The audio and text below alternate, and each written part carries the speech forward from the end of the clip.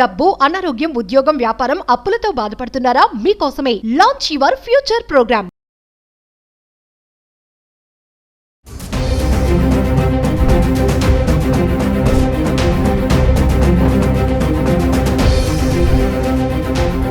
నమస్తే, welcome back to Suman TV. ప్రస్తుతం మనతో పాటు ఉన్నారు consumers affairs committee chairman Mandari Krishnareddy గారు. నమస్తే సార్. నమస్తే అమ్మా. సార్, గోల్డ్ రేట్ చూసుకుంటే హెచ్చు తగ్గులు ఫ్లక్చుయేషన్స్ బాగా చూస్తున్నాము. అంటే America China trade deal impact కూడా దీని మీద ఉందంటారా? ఒక్కసారి ఎందుకు తగ్గుతుంది పెరుగుతుంది అంటే ఏం చెప్తారు? గోల్డ్ విషయం మనం చాలాసార్లు మాట్లాడుకున్నాం, ఇప్పుడు కూడా మనం మాట్లాడుకుంటున్నాం. గోల్డ్ అనేది ఏ ఒక్క కారణం చేత తగ్గడం కానీ పెరగడం కానీ జరగదు. ప్రపంచంలో ఉండే అనేక రకాల విషయాల మీద, ప్రపంచ ట్రేడింగ్ మీద, డాలర్ యొక్క రేటు మీద, డాలర్ యొక్క ఫ్లక్చుయేషన్స్ మీద, స్టాక్ మార్కెట్ల స్థిరత్వం మీద, ఇలాంటి అనేక రకాల కారణాల మీద ఆధారపడి మనకు గోల్డ్ రేట్ ఉంటుంది. ఈ పరిస్థితుల్లో ఏమైందంటే మొత్తం వరల్డ్లోనే మనం ఔన్స్ రేటు తగ్గిపోవడం ఒకసారి, లేదా కొంచెం పెరిగిపోవడం ఒకసారి జరుగుతుంది. ఈ ఫ్లక్చుయేషన్స్లో కొట్టుకుంటుంది. 90,000 నుంచి ₹1,00,000 మధ్యలో తారాడుతుంది. ఒక్కోసారి కొంచెం పెరగచ్చు, ఒక్కోసారి తగ్గొచ్చు. ఇట్లా కొంతకాలం ఉండే అవకాశాలు ఉన్నాయి. వెంటనే మరీ పెరగడం కానీ వెంటనే మరీ తగ్గడం కానీ ఉండదు.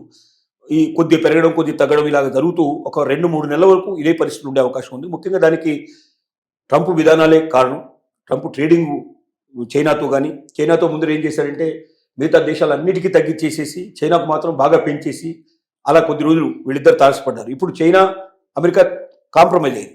కాంప్రమైజ్ అవ్వడంలో ఏమైందంటే వీళ్ళకి రేటు తగ్గించేసి వీళ్ళ ట్యాక్సెస్ తగ్గించారు, వాళ్ళ ట్యాక్సెస్ తగ్గించారు. ఇద్దరు ఇప్పుడు బాయ్ అనే పరిస్థితి ఏర్పడింది సిచ్యువేషన్. మిగతా దేశాలతో కూడా ఇంకా పూర్తిగా 100% విధానాలు ఇంకా రాలేదు.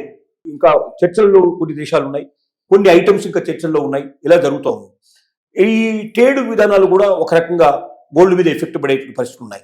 తర్వాత ముఖ్యంగా స్టాక్ మార్కెట్ కుదేలు ఒకసారి బాగా పెరగడం కానీ ఒకసారి బాగా తగ్గడం కానీ ఇట్లా జరుగుతుంది.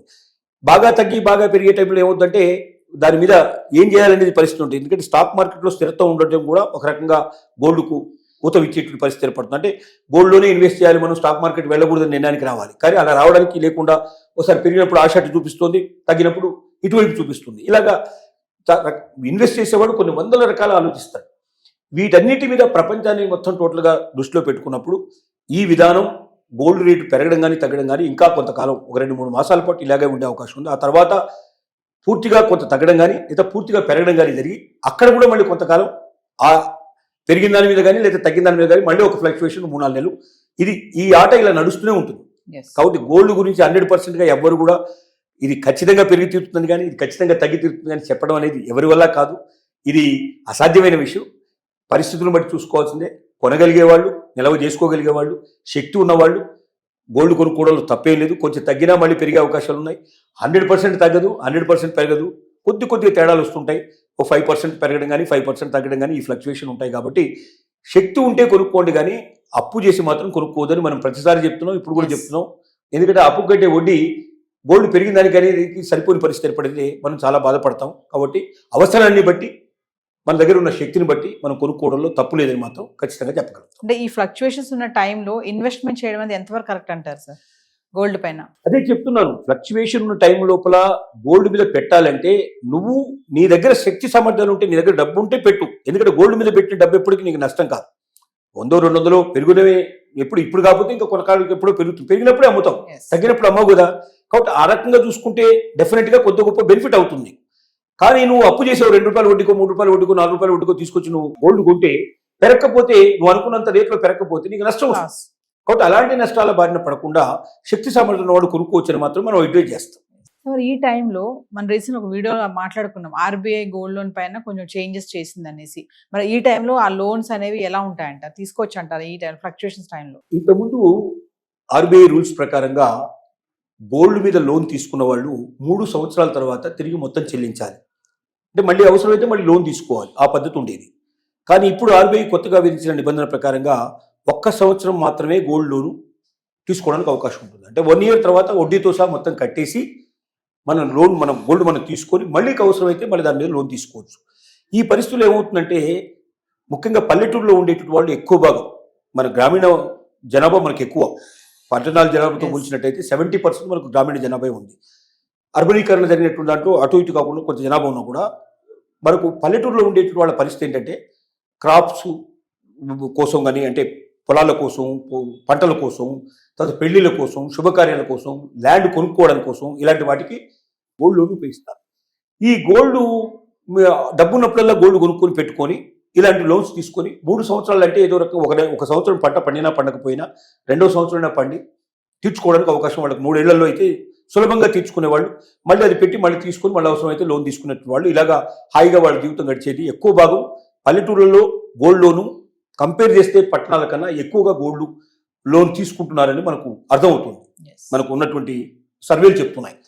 కానీ ఇప్పుడు RBI 1 సంవత్సరంలోనే తిరిగి మొత్తం కట్టాలన్నప్పుడు చాలా కష్టం ఉంటుంది. ఎట్లా కట్టాలి? డబ్బు కట్టకపోతే గోల్డ్ బయటికి రాదు. మరి కట్టకపోతే గోల్డ్ వెల వేసేస్తారు, ఎవడో తీసుకెళ్ళిపోతాడు. దాని మీద ఇచ్చేది 60% 70% లోన్ ఇస్తారు. అంటే నేను ₹1,00,000 గోల్డ్ పెడితే నాకు 60,000 వచ్చింది, 40,000 దాంట్లోనే ఉండింది. నేను ఈ 60,000 కడితే కానీ నాకు ₹1,00,000 నా చేతికి రావు.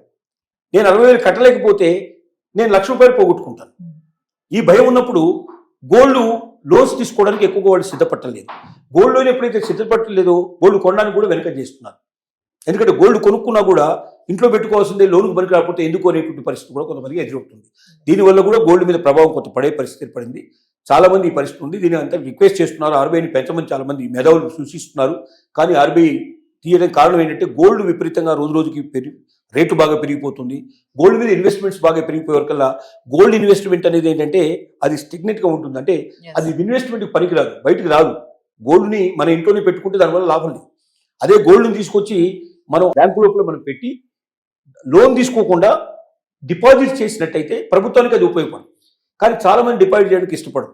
అవసరమైతే లోన్ తీసుకుంటున్నారు, లేకపోతే ఇంట్లో పెట్టుకుంటున్నారు తప్ప దాన్ని ప్రభుత్వానికి పనికొచ్చేట్టుగా చేయడం లేదు. దీనివల్ల ప్రభుత్వం చాలా నష్టపోతుంది. కాబట్టి ఎట్టి పరిస్థితుల లోపల గోల్డ్ లోన్స్ తగ్గిస్తేనే మంచిది. దానివల్ల గోల్డ్ మీద ఇన్వెస్ట్మెంట్ తగ్గిపోతుంది. తద్వారా వేరే రకమైన ఇన్వెస్ట్మెంట్ ద్వారా అది ప్రభుత్వానికి, ప్రజలకు ఉపయోగపడుతుంది. ఇన్వెస్ట్మెంట్ రూపంలో బయటకు వస్తున్న ఆశతోటి RBI ఈ డిసిషన్ తీసుకుంది. ఈ RBI డిసిషన్ గోల్డ్ మీద ఎఫెక్ట్ పడేటువంటి అవకాశాలు పుష్కలంగా కనబడుతున్నాయి. Thank you.